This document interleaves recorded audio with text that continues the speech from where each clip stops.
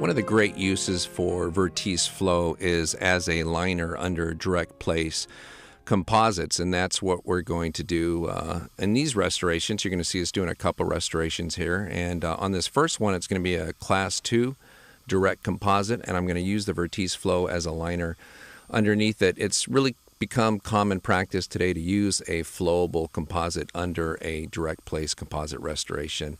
And that's what we're going to do here with the Vertise Flow, except the benefits are that since it's a self-etching flowable composite, there's no separate etching step that's needed or no separate bonding agent step that's needed. The Vertise Flow bonds to dentin and cut enamel, and so we don't have to go through any of those extra steps. In fact, once we finish the preparation, we're going to rinse it off, as you see us doing here, and then we're going to go ahead and dry it for 5 seconds.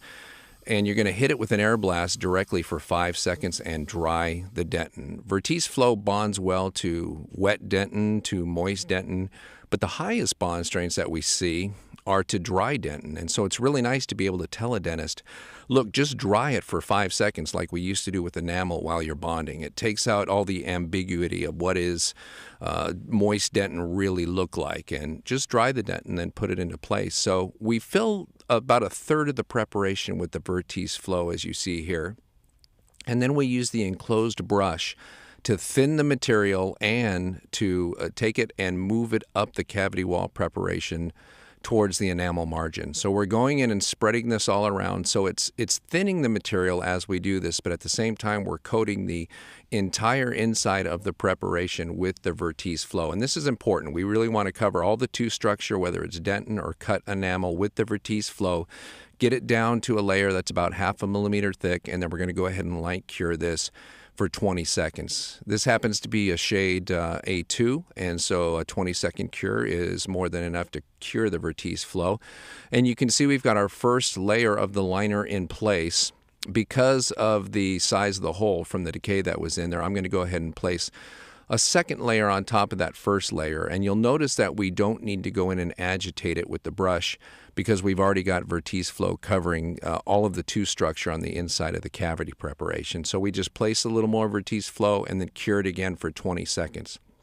At this point, we've got our Vertise Flow covering the entire tooth structure. It's been bonded into place, and now we just treat it like a typical direct composite, and we can place our composite on top of it. This is Herculite Ultra. We're using a plastic instrument to put this into place and shape it. And you know, one of the frustrating things for me with direct composites over the years has been post-operative sensitivity. And I always got the feeling it was from the step after we etch it and rinse it before the bonding agent, where we had to leave the dentin moist. I would get questions from dentists all the time saying, what does moist mean?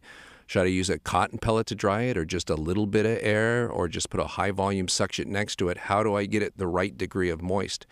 And I had to be honest and say, I have no idea. I don't know what moist means to you. It might be different than what it means to me. So Vertise Flow and the ability to dry the dentin, I don't think can be overstated just how important that physical quality is. The composite's been cured. We use a 7408 burr to do any shaping that we need to do and clean up the margin. And we're using the high luster points to go in and polish that and get it up to a high shine for the interproximal box. We're going to use the Opti disc to go in and finish that, and the composite's finished. We're moving to the tooth behind it. We've got a small Class 1 occlusal restoration that we're doing, and a little two-surface OL restoration that's behind that. And if you pay attention to the steps that are involved when doing Vertise Flow, some of the more technique-sensitive steps, especially the application of the bonding agent, is removed with the Vertise Flow and takes a lot of the guesswork out of direct composites, which I love. Look at that.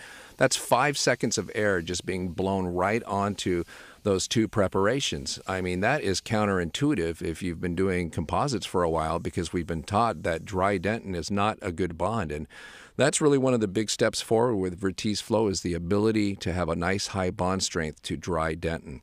So we place our first increment in, Then we use the enclosed brush to, again, take that material.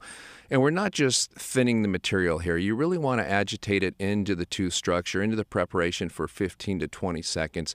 You want to be sure you use this paintbrush too, the one that comes with the Vertise Flow, and not a tumbleweed brush or a micro brush or anything like that. That incorporates too much air into it. The paintbrushes that are enclosed work perfectly for smearing the Vertise Flow around the inside of the cavity preparation. Again, curing this for 20 seconds because it's a shade A2. And as I look at these preparations now with that first layer of liner built into it, I realize that they're shallow enough where I can just actually use the Vertise Flow as the entire restoration. I would have reached perhaps for another flowable composite before. You know, on larger composites, I like to use something that's a little stronger, like the Herculite Ultra that we used on the tooth in front of it. But for these smaller restorations, most dentists that I talk to do use a flowable composite. Now you can use the same composite that you use for a liner as your final restoration. So again, we place some more of the Vertise Flow into the preparation. No need to agitate it. Cure it for 20 seconds, and then we'll go in and do any finishing or polishing that needs to be done. Again, these are the high luster composite points being used on these small restorations.